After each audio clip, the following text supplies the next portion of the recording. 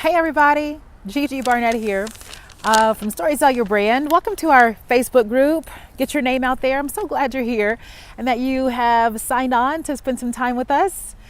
I want to say hi to everybody who is, if you're your first time here, welcome. And to everybody who it's not your first time, welcome to you too. Listen, if you're new, let us know who you are. Let us know what your media plan is and if you've seen some success doing your own public relations, okay? So the post for today that I wanted to do is how to crush a last minute interview like a ninja. Okay, so I get people who say to me, Gigi, what's the best way for me to prepare for this?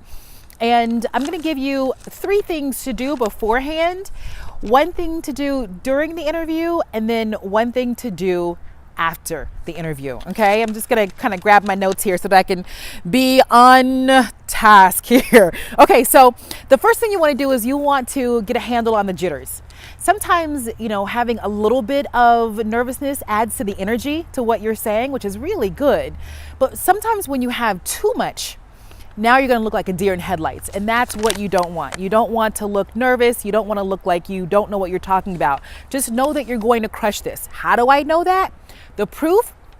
If you take the bathroom test, we posted the bathroom test last week. And so if you pass the bathroom test, you will pass an interview for television that's last minute. Number 2, collect your thoughts.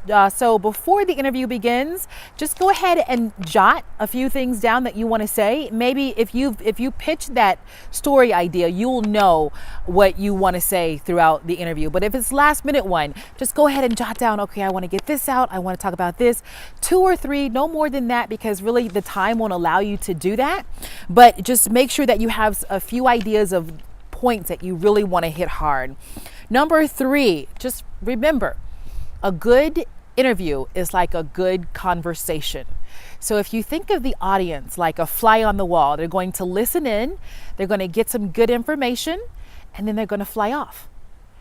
But if you're having a friendly interview, well, now you look more relaxed, you look more authentic. It's people are going to remember you more. So that fly is probably going to come back time and time again to see you on interviews. Okay, so make sure that you know that a good interview is like a good conversation. You're just there to talk about things that you already know.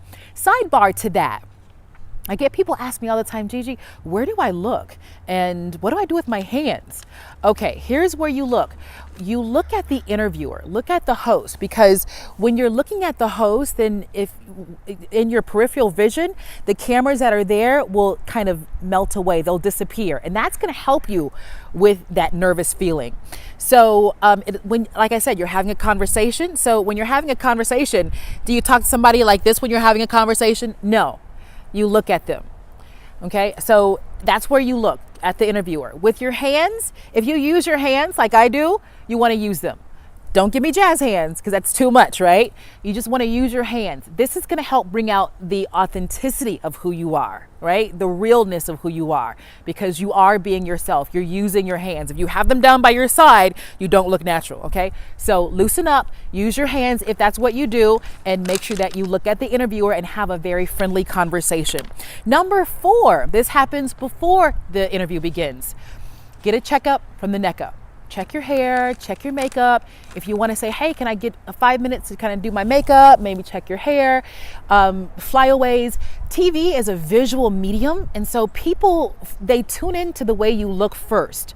And if you look in a way that's appealing to them, then they pay attention to what you have to say.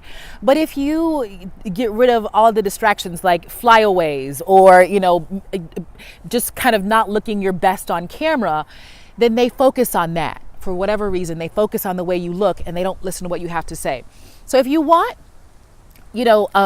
just say, hey, can I get a couple of minutes to maybe check my makeup, check my hair, just make sure that I look the way that feels comfortable, that feels right to me. Number 5, this is the last one. This is what you want to do after the interview. Make sure that you bank on that 3 minutes of fame, okay? So take a picture with the host. Make sure that your social proof that you were there, that you have that in hand. If you can, especially if you're at a TV station, you want to take that picture near the station's logo in a way that you're positioned in a place that says that you've got that media credibility. Okay, and then that's what you want to post on all of your social media posts. All right, let me know what you think about this. Let me know if you have seen some success by using some of these tips.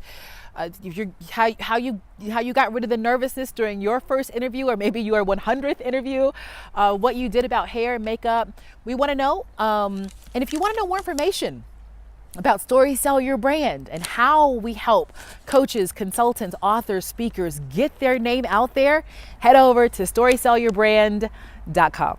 All right, we'll see you later on. Bye-bye.